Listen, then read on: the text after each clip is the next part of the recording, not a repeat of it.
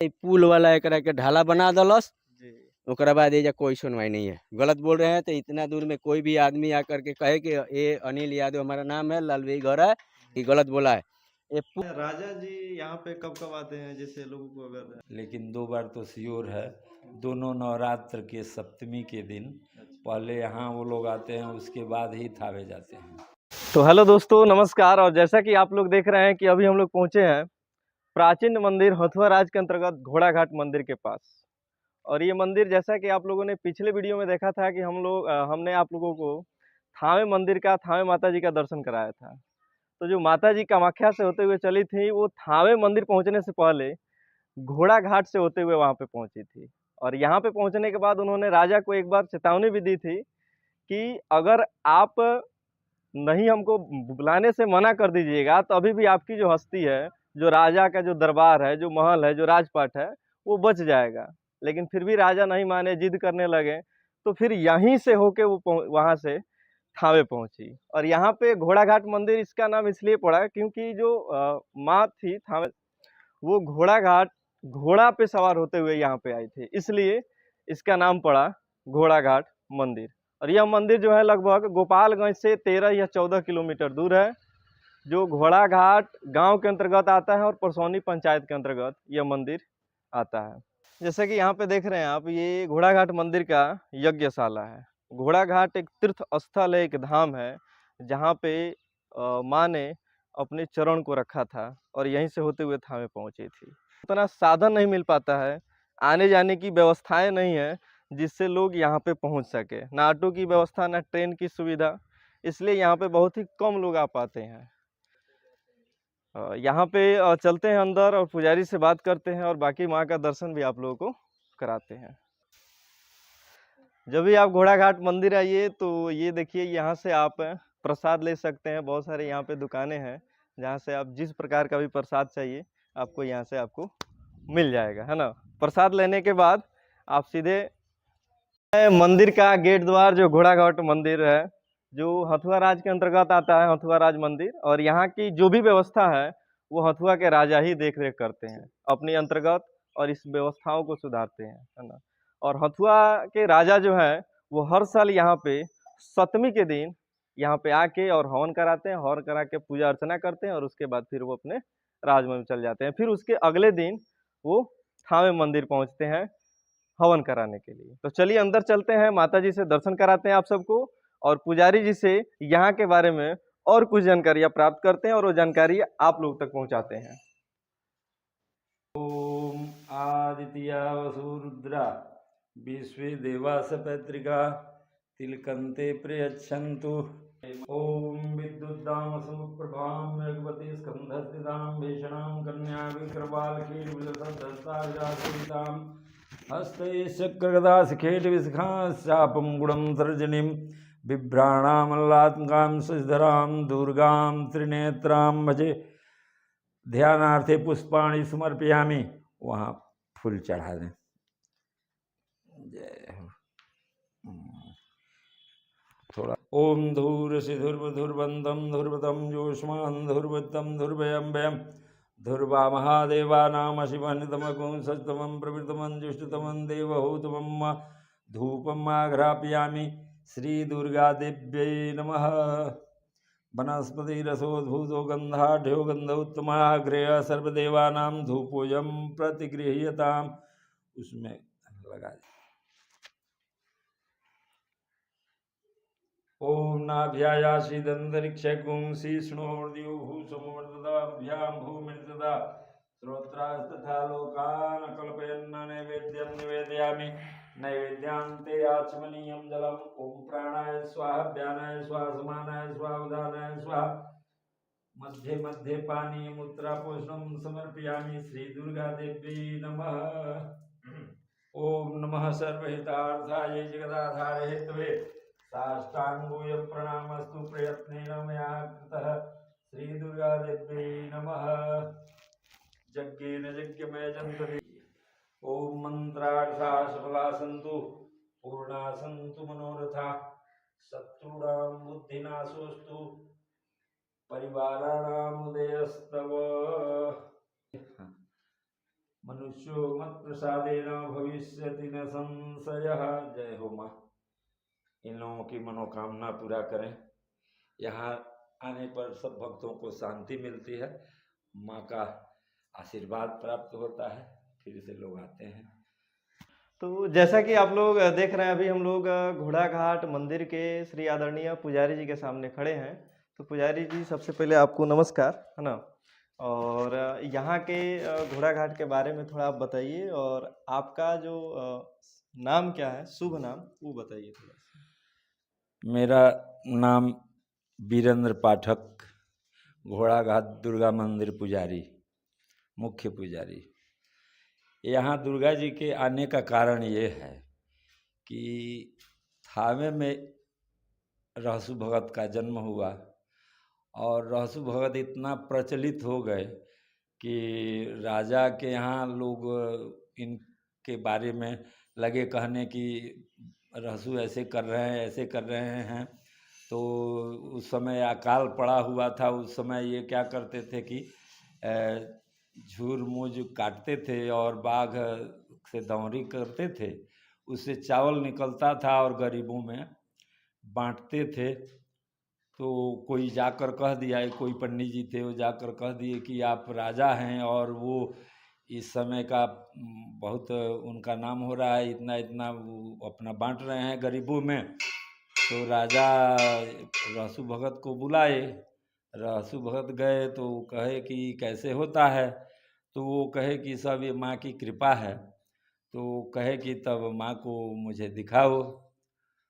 ये कहे कि माँ यहाँ आ जाएगी तो उथल पुथल हो जाएगा, इसलिए जो हो रहा है होने दीजिए। और तब तक राजा नहीं माने और कहे कि नहीं, जब तक तुम नहीं दिखाएगा तो तुम्हारे ऊपर कार्रवाई होगी। तो वही रहसु भगत अपने माँ को ध्यान में लाए और वहाँ से कौरुकमच्छा से माँ चली हैं। तो आई हैं कलकत्ता, फिर पटना, फिर रास्ते में दिघवारा है, दिघवारा में वो अंबिका स्थान है वहाँ। उसके बाद से वहाँ से डायरेक्ट यहाँ घोड़ा घाट आई हैं, जो कि यहाँ रथ पर सवार हैं। नीचे 7 घोड़े हैं और ये रथ है, और ये नीचे वाला सारथी, और ये माँ है। अच्छा, यहाँ पे ऐसा माना जाता है कि माँ जो थी ऐसे तो आई तो घोड़े पे सवार होके आई, इसलिए यहाँ का नाम घोड़ा घाट पड़ गया। यहाँ पे राम बाण भी कहीं है या लक्ष्मण बाण, अब उनको। हाँ, वही वो बाण गंगा है। अच्छा, मंदिर से सटे पश्चिम में है, वो नदी बहती है, जो कि यहाँ से इटवा पुल होते हुए, सिवान होते हुए उधर नदी में जाकर मिल जाती हैं। तो वो उसका ये कथा है कि भगवान राम की बारात जा रही थी, तो उसमें लोगों को प्यास लगी, तो लक्ष्मण जी बाण से बाण गंगा का उद्गम कराए। जो ये कौन सांसा मूसा है ना, मिल, शुगर फैक्ट्री, उसके और इधर से ही चमोर में उसका उद्गम स्थान है, और वहीं से वो हमेशा पानी निकलता रहता है। और इसी रास्ते से होते हुए इटवा पुल, और इटवा पुल से उधर जाकर मिल जाती हैं। अच्छा, तो यही। अच्छा, यहाँ पे आप कब से कार्यरत हैं? हम 2012 से। 2012 से। उसके पहले दूसरा कोई था? हाँ, उसके पहले कोई थे पुजारी जी। अच्छा। हथुआ राज से उनको ज़मीन वगैरह मिला था 10-20 एकड़। तो वो अब कैसे कैसे वो नहीं आए, आना शुरू किए, नहीं आए, तो अब हथुआ राज से मुझे बुलाया गया, तो मैं गया।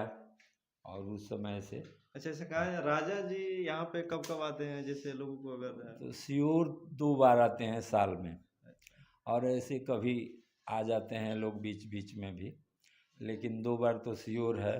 दोनों नवरात्र के सप्तमी के दिन पहले यहाँ वो लोग आते हैं, उसके बाद ही थावे जाते हैं। अच्छा, पहले यहाँ पे, उसके बाद था।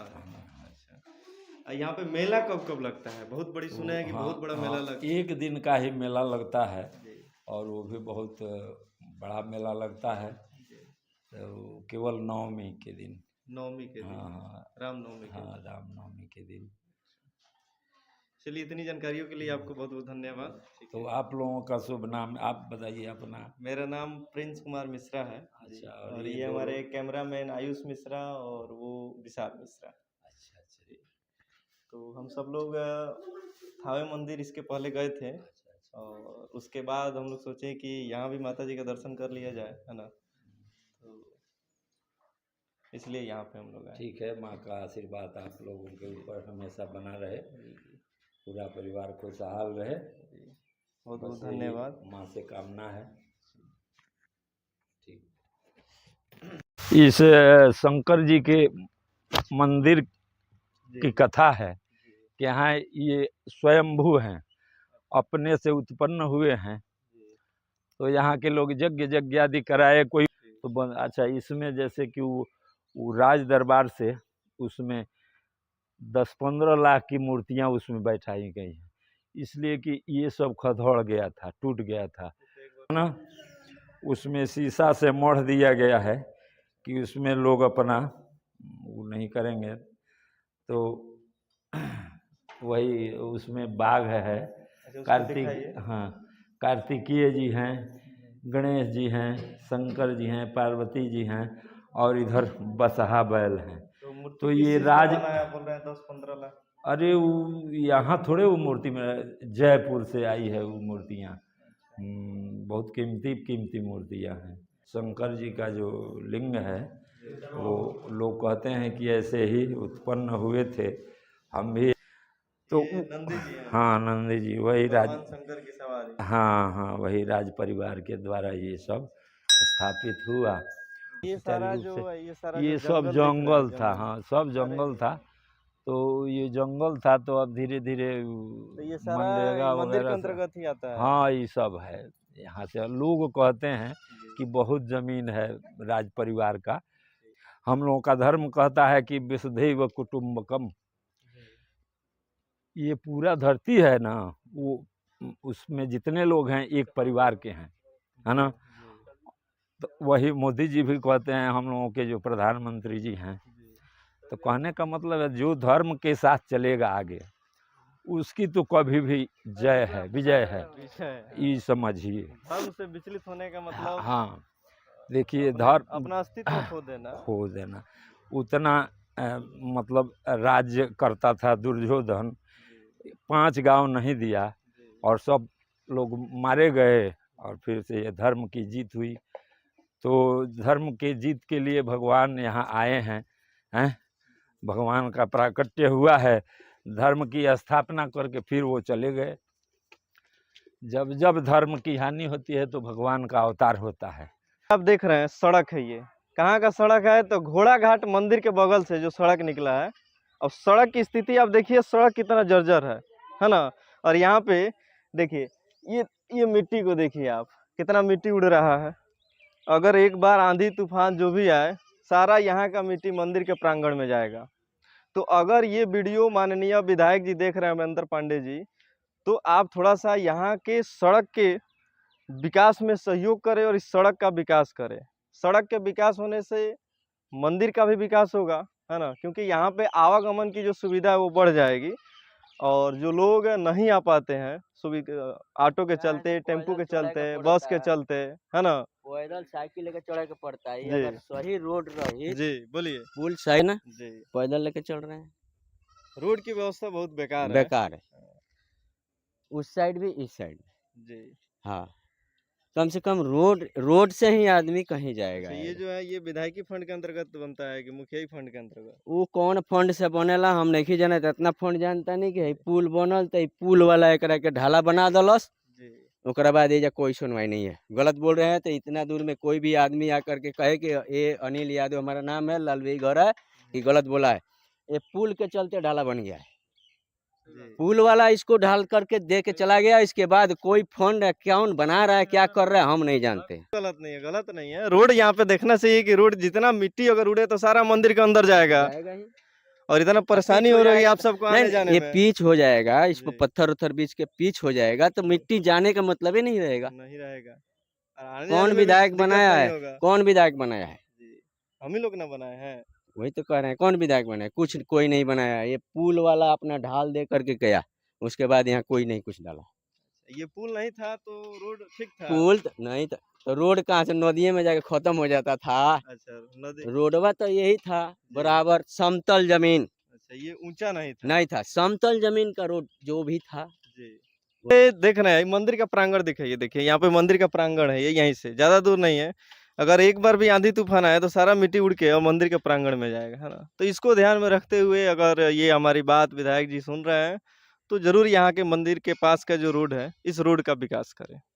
चलिए वीडियो में लगे रहने के लिए धन्यवाद, और आप वीडियो को शेयर कीजिए ताकि इससे भी बेहतर वीडियो आपके पास हम पहुँचाने का प्रयास करें।